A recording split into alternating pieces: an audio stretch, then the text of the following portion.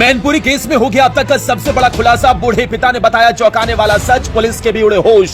जब योगी खंगाल रहे थे पीसीएस ज्योति मौर्या के कारनामों की कुंडली, तभी रात 2 बजे यूपी की मैनपुरी से आई ऐसी खबर, योगी भी रह गए सन। योगी राज में पहले कभी ऐसा नहीं हुआ। एक साथ पूरा परिवार उजड़ गया। 24 घंटे भी अपने पति के साथ नहीं बिता सकी दुल्हन, खुशियों के बीच पसर गया मातम। अपने ही भाई ने पूरा घर उजाड़ दिया। बूढ़े बाप को लगा सदमा, आंखों के सामने खत्म हो गया पूरा परिवार। अब योगी देंगे सहारा, बूढ़े बाप ने लगाई गुहार। उधर योगी आधी रात को अपने आवास पर अधिकारियों के साथ ज्योति मौर्या के कारनामों की कुंडली खंगाल रहे थे, तभी यूपी के मैनपुरी से आई ऐसी खबर जिसे सुन योगी भी दंग रह गए। अधिकारियों के पैरों तले जमीन खिसक गई। योगी ने रातों रात पुलिस की पूरी फौज लगा दी, एसपी डीएसपी सबको मौके पर भेज दिया। लेकिन 5 दिन बाद इस केस में ऐसा खुलासा हुआ जिसने हर किसी को चौंका दिया। 70 साल के बूढ़े बाप ने ऐसी सच्चाई बताई जिसे सुन हर कोई दंग रह गया। अपने ही बेटे ने क्यों पूरे परिवार को मौत की नींद सुलाई, वो वजह सामने आ गई। अपने छोटे भाइयों, घर में आई नई दुल्हन से आखिर बड़े बेटे शिवबीर की क्या दुश्मनी थी, इसका भी खुलासा हो गया। चंद घंटे पहले घर में नाच गाना हो रहा था, शिवबीर भी खुशी से झूम रहा था, लेकिन किसे पता था कि शिवबीर अंदर ही अंदर एक बहुत बड़ी साजिश को अंजाम दे रहा है। मैनपुरी के किशनी के गोकुलपुर गांव में हत्या करने वाला शिवबीर लगातार मिल रही असफलताओं से परेशान था। वहीं रुपयों की जरूरत के बीच भाइयों ने जमीन खरीदी तो वो विरोध पर उतर आया। पिता से जमीन खरीदने के बजाय रुपए देने की मांग करता था। नौकरी भी उसे रास नहीं आ रही थी। एक साथ 5 लोगों को मौत की नींद सुलाने पर इस वजह पर भी परिवार और अन्य लोग चर्चा कर रहे हैं। परिवार के लोगों की माने तो गांव गोकुलपुर अरसारा निवासी शिवबीर हमेशा से जिद्दी था। बड़ा बेटा होने के चलते पिता सुभाष ने उसे फ्लैक्स की दुकान खुलवाई। शुरू में काम अच्छा चला। इस बीच गांव के बाहर रोड पर एक मकान भी बनवाया। मकान के निर्माण में भी पिता ने रुपए दिए थे।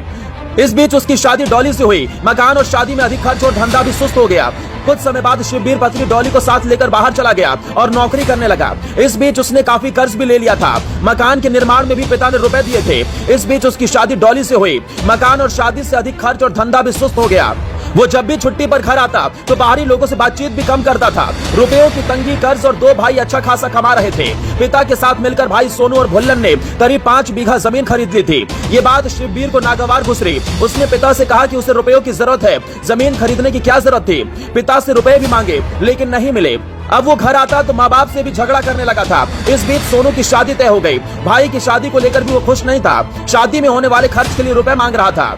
पिता सुभाष ने बताया कि उसे तो शादी में बुलाया भी नहीं था, फिर भी वो आया और बारात में शामिल हुआ। लेकिन उसका स्वभाव बदला हुआ था। शायद उसके मन में सब कुछ तबाह करने का मंसूबा बन रहा था। किसी को कुछ एहसास तक नहीं होने दिया। परिवार के लोग लगातार मिली असफलता और अपनों की बेरुखी भी इस हत्याकांड की एक वजह मान रहे हैं। गोकुलपुर में हुआ नरसंहार कोई अचानक लिए गए निर्णय का परिणाम नहीं है। एक सोची समझी योजना के तहत इसे अंजाम दिया गया। 1 महीने पहले धारदार चीज तैयार करवाना, कहीं असफलता ना मिले, इसे लेकर भी आरोपी ने तैयारी में कोई कसर नहीं छोड़ी थी। नशीली कोल्ड ड्रिंक पिलाकर लोगों को बेहोश कर दिया। इसके बाद भी वो स्प्रे को अपने साथ रखे हुए था। अगर कोई विरोध करता तो वो स्प्रे का प्रयोग करता।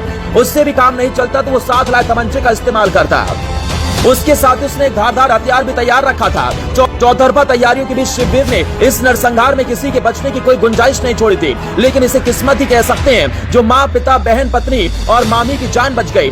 वहीं बूढ़ा बाप अब रोते बिलखते सबके सामने कह रहा है उसे जिंदगी में कभी ये उम्मीद नहीं थी उसका बड़ा बेटा एक पल में उसका पूरा परिवार तबाह कर देगा। वहीं अब बूढ़े बाप ने योगी से गुहार लगाई है। योगी से उसे उम्मीद है कि न्याय मिलेगा और साथ ही बूढ़े बाप को सहारा भी मिलेगा।